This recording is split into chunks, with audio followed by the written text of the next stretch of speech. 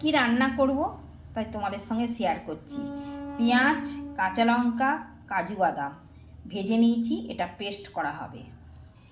এখানে নিউট্রেলাগুলো সেদ্ধ করে নিয়েছি গরম জল দিয়ে চিপে এটাকে জলটাকে বার করে দিতে হবে।